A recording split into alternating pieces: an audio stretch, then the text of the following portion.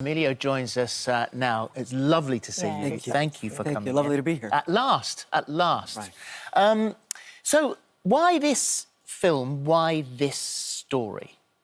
Well, this has been a 12-year journey for me. Yeah. I started this after reading an article in the LA Times about a librarian who was retiring. But he basically, the thesis of the piece was that libraries have become daytime de facto homeless shelters, and librarians are now tasked with being first responders. And I was very moved by the piece.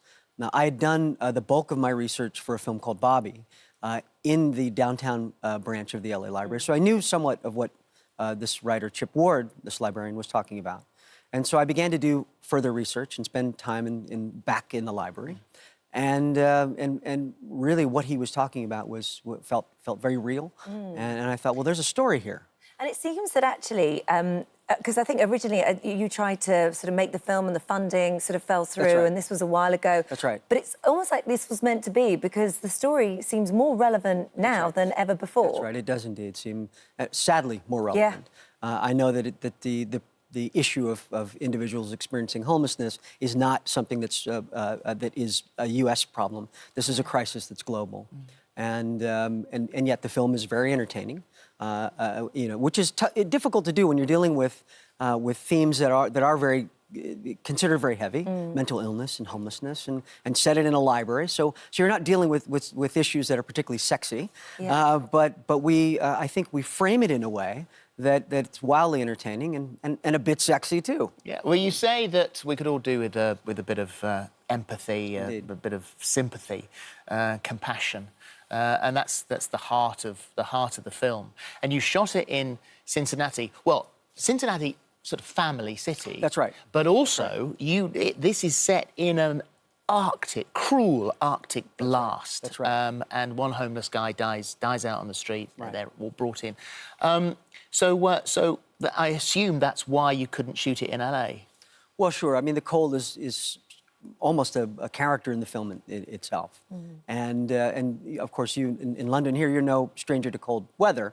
LA, you know, obviously people go there for the weather. It's a horrible 70 degrees most days and sunny. Yeah. So yeah, it was very important to shoot it in the Midwest. What's the family connection with So this? the family connection to Cincinnati is my mother was born there, and my father is from Dayton, which is about 45 minutes away. And so I started to go back there about 8-9 years ago, fell in love with the city, and it was, they also offered this amazing tax incentive to make your film there. So it was sort of a natural fit for me to go there and make the film. So you've got, obviously, your character, who's the librarian, and the other character is Detective Bill Rumstead. This is Alex Baldwin, and his character... It's got a backstory there. There's a bit more to him. His son has also gone missing. On the street, he's gone missing. He's an addict. Yeah. So he's dealing with his own personal demons. And he's a terrific actor. I mean, he was the one. Alec, I was terrified because he's got this reputation and he's an actor's actor, and I know he was very demanding, and yet he and I are having a bromance now. Right. Yeah, absolutely. I mean, we're on. You know what we're he said about you? He said some. Do you know what he said about you? Did he really? Oh gosh. I am going to read you. Are you going to He embarrass said to me? you, no, don't worry. Emilio's on that short list of people who are making films that are smart and have strong subject matter. When someone like Emilio calls you, in all likelihood, you go. It's not about getting paid. Come back to that in a minute. It's not about money. I've always been very keen on the idea of working with Emilio. You built up you built up a hell of a name as a movie maker when you start attracting people like Alec Baldwin, and you have this raft of movies. Do you not pay them? Of course we pay them. Yes, and we serve up a great meal every night. Listen, it's worth it for breakfast. Exactly. No, it's no. We do. We don't. We pay them less than their rate, but we don't ask them to come to work for free. Almost. But is this why you've got your own children in the movie then?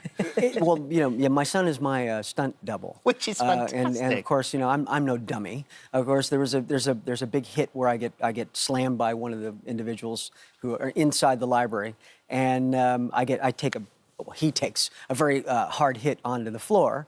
And so, yeah, I wasn't about to do that. And the likeness between he and I is pretty striking. And your daughter as well? She's a musician. She's been a professional musician now, Paloma, for a good 15 years now. Right, okay. And she does a lot of the percussion in the film. Did your dad spark an activism in you, or an understanding? Because he was very, very active. He's been arrested 69 times.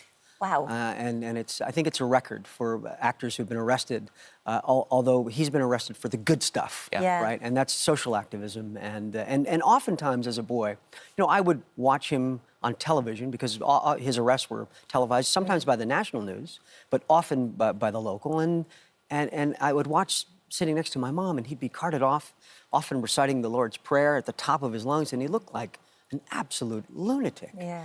And so I didn't really, I understood it, but fundamentally, but not spiritually. And so now, as you've sort of got older and you understand things a bit more, has that understanding deepened? Yeah, his commitment to social justice is something that is very personal to him. And now, of course, as an adult and having made this film, it has all become very clear to me as to the why of it and the level of that commitment. Yeah. And what it cost him. Yeah. It cost him a lot. Yeah.